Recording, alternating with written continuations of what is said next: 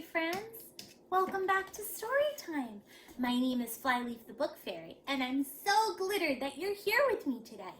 Today we're going to be doing something a little bit different.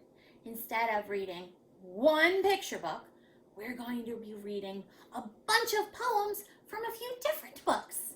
Are you ready? Let's go. Our first few poems will be from the book of Little Folk by Lauren Mills. And these two particular poems are both by Rose Fileman. Fairies! There are fairies at the bottom of our garden. It's not so very, very far away. You pass the gardener's shed and you just keep straight ahead. I do so hope they've really come to stay. There's a little wood with moss in it and beetles, and a little stream that quietly runs through. You wouldn't think they dare to come merrymaking there. Well, they do! There are fairies at the bottom of our garden. They often have a dance on summer nights. The butterflies and bees make a lovely little breeze, and the rabbits stand about and hold the lights. Did you know that they could sit upon the moonbeams and pick a little star to make a fan? And dance away up there in the middle of the air? Well, they can! There are fairies at the bottom of our garden. You cannot think how beautiful they are. They all stand up and sing when the fairy queen and king come gently floating down upon their car. The king is very proud and very handsome. The queen, now, can you guess who that could be? She's a little girl all day, but at night she steals away. Well, it's me! All right, our next poem is called A Fairy Went a Marketing. A fairy went a marketing. She bought a little fish. She put it in a crystal bowl upon a golden dish. An hour she sat in wonderment and watched its silver gleam. And then she gently took it up and slipped it in a stream. A fairy went a marketing. She bought a colored bird. It sang the sweetest, shrillest song that ever she had heard. She sat beside its painted cage and listened half the day, and then she opened wide the door and let it fly away. A fairy went a marketing. She bought a winter gown, all stitched about with gossamer and lined with thistledown. She wore it all the afternoon with prancing and delight, then gave it to a little frog to keep him warm at night. A fairy went a marketing. She bought a gentle mouse to take her tiny messages to keep her tiny house. All day she kept its busy feet pit-patting to and fro, and then she kissed its silken ears, thanked it, and let it go. The end. All right. Those are some fairy stories. How about a troll poem? Now this one doesn't have any pictures, but I promise the rest of them will. A Troll and His Nose, from Goblin Songs by Robert A. Turk. The nose of a troll is a terrible thing, for it holds many a smell. Dirty old socks, the musk of an ox, the brimstone of evil spells.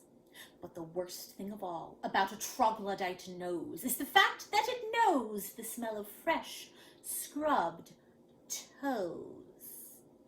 And thus it can track them.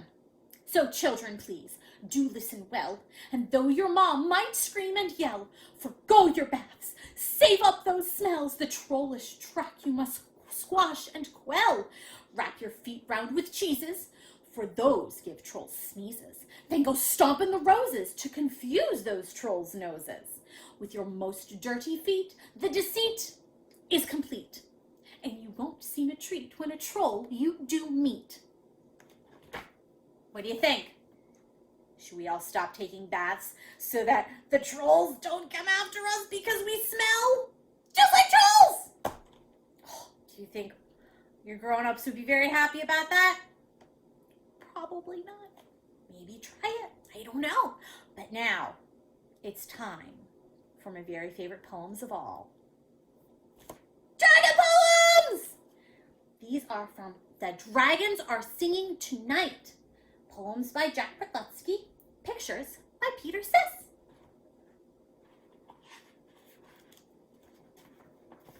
The very first one is called nasty little dragon song. I'm a nasty, nasty dragon. I've been nasty since my birth. When it comes to nasty dragons, I'm the nastiest on earth. I have a nasty, nasty temper, and my breath is nasty too. I was nasty to my parents. I'll be nastier to you. It's my nature to be nasty. Nasty, nasty night and day. I will act completely nasty if you're in my nasty way, though I largely pass unnoticed as I nastily go by. I'm a nasty, nasty dragon. Just a nasty half-inch high. Oh my goodness. You sit there, tiny dragon. Right. What would you do if you had a pet dragon? Let's find out in the poem, I Have a Dozen Dragons. I have a dozen dragons. I bought them at the mall. I keep them in my closet. It's fortunate they're small. Their horns are red and silver. Their scales are green and gold. All of them are beautiful, and all of them are bold. They eat vanilla ice cream and pickles mixed with ink, then run around the kitchen and jump into the sink. They splash about the basin and flap their silver wings while breathing tiny fires that never burn a thing. When we go out on weekends and stroll around the block, the neighbors stare and wonder. They seem to be in shock. I may not have a puppy, a kitten, or a bird, but I'm the only one I know who has a dragon herd. And for our very last poem today, once they all believed in dragons. Once they all believed in dragons, when the world was fresh and young, we were woven into legends. Tales were told and songs were sung. We were treated with obeisance. We were honored. We were feared. Then one day they stopped believing. On that day we disappeared. Now they say our time is over. Now they say we've lived our last. Now we're treated with derision where we once ruled unsurpassed. We must make them all remember. In some way we must reveal that our spirit lives forever. We are dragons. We are real. So, I hope you enjoyed our magical poetry story time. And Tiny Dragon and I will see you next time. I hope you have a wonderful day. Bye, friends.